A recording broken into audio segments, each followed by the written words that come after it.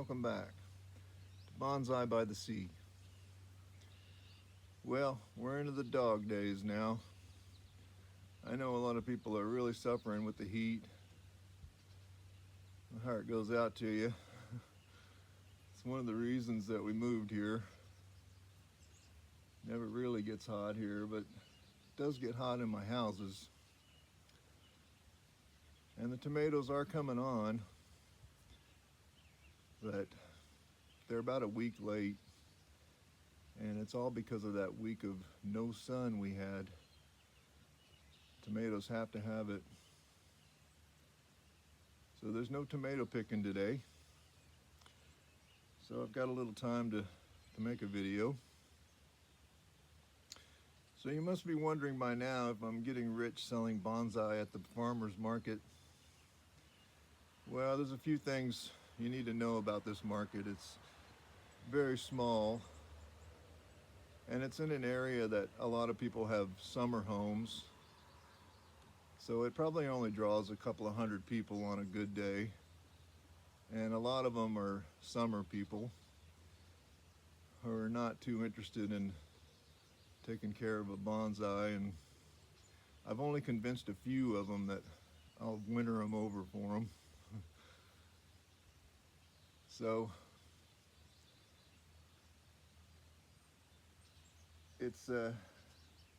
I'm selling just enough to keep me interested, but I'm realizing that it's mainly a gift business, which I'm sure in Japan a lot of bonsai is bought for gifts. And it's coming down to, I'm in competition with the earring ladies at that $45 price mark, you know. So it's been a learning curve. I really don't have too many people coming through the door that are bonsai enthusiasts. It's more about promoting the channel and introducing people to it and getting them going on it. So some trees are rock stars. And this little tree we've taken to calling the rock star. I knew it was something special when I found it. And there's a reel on my Instagram of me finding this one. It was a special day. Yesterday, she was all bushy and she got trimmed up. It's just an extremely stunted tree that was growing in the shale. But it has high vigor, and some of the trees I've collected have it and some of them don't. So it's a good idea to have them, put them in a box for a year and see how they're going to act.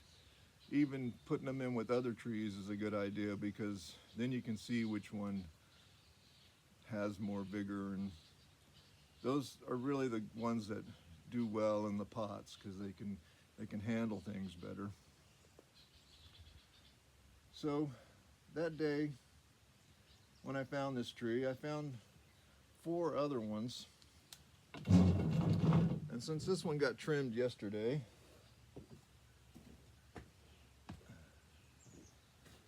I've got one here that I found on the same day.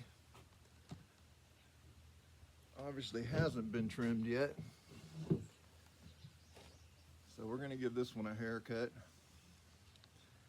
What I'm always looking for when I get started to trim one of these is I want to remove any low branches that I can. This one's got a big one here, so it's coming off first.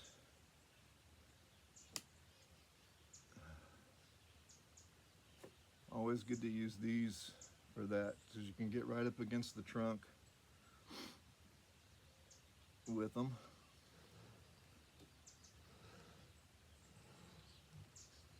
What else here?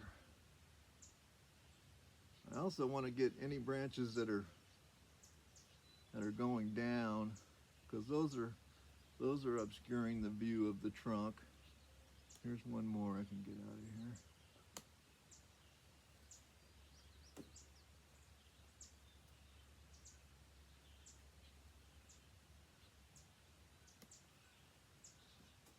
these branches that are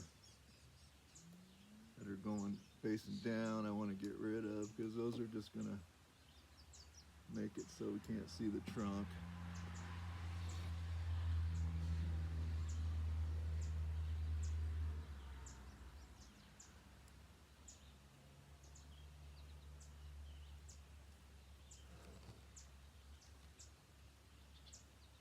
And we got a little bit better view of the trunk now.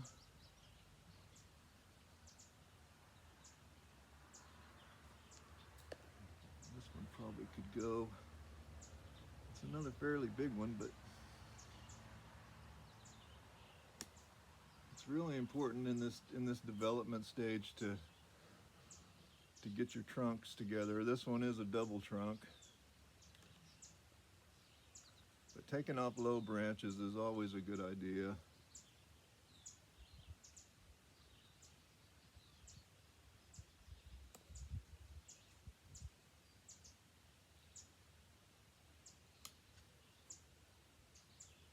So now we're getting it to where we've got some good trunk going in there.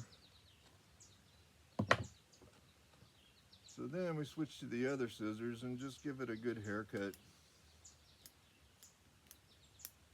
The rain has made these trees just flush out with all this wispy growth.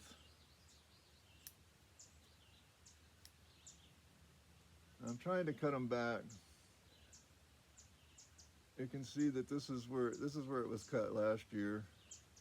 So it grew all these from that trimming.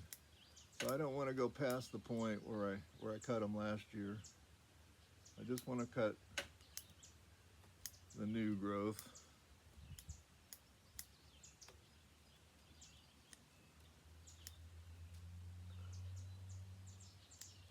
When I first started collecting trees, I never gave any thought to that some of them might be stronger trees than others. But after collecting over 300 trees around here, I can tell you that there definitely are stronger trees. They're just a lot like people. Some of them are rock stars and some of them are couch potatoes. So it's a good idea when you collect them to observe them for a while. See what you got. Because there's not much you can do about a couch potato tree, except maybe put it back. You can always put them back, you know. But that's just one of the things I've learned from collecting them.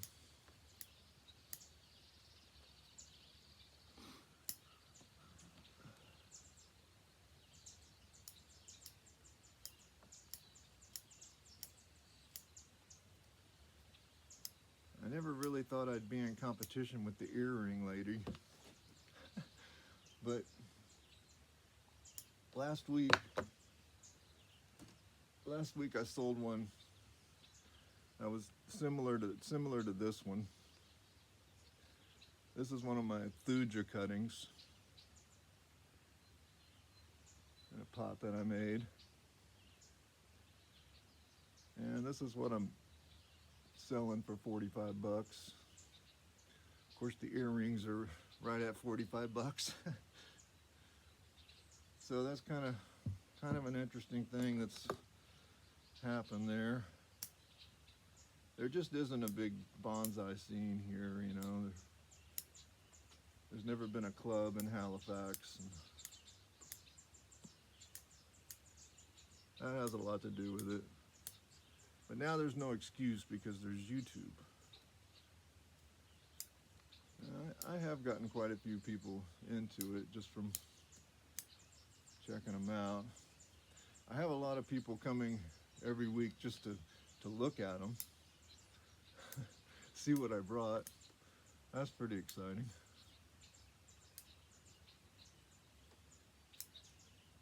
But I'm selling just enough of them to make it worth it for me. And I am selling a lot of other plants, so I'm not just relying on the bonsai business. And promoting the channel.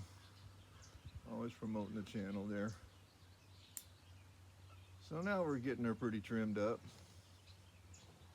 There's always a few. You come back later and see them, take them off. You shouldn't be afraid to trim these tamaracks. They benefit. They really benefit from this, and they need it at least once a year. They need a good haircut.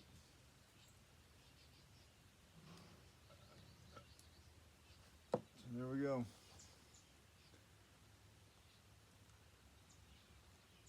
Trimmed up and ready to grow again.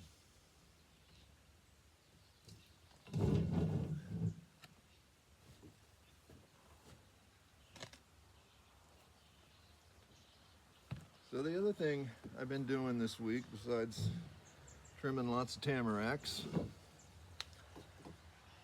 I've been trying to get all the wire off of my pine trees that I applied this probably early April. And I know with all the rain we've had, it's going to cause the trunks to grow on them. So it's time to get this wire off of them.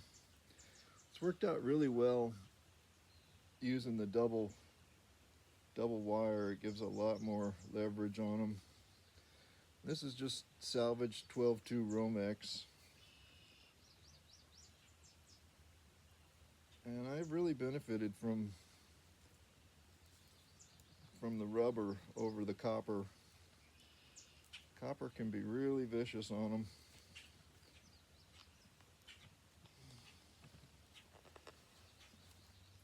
So they're just starting to bite on them. And that's when you want to get it off of there. 4 months has set these trees really well.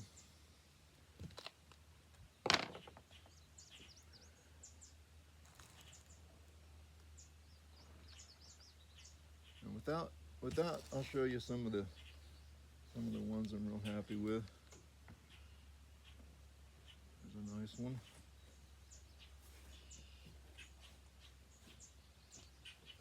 Without doing this wiring on these young pine trees, they grow straight, and they're hard to figure out what to do with. This just makes them, gives them personality, and that's the other thing I've learned at the market. It's all about the movement in the tree that gets people excited about them. So that's what I'm up to. Hope everyone's having a great day, and I'll catch you on the next one.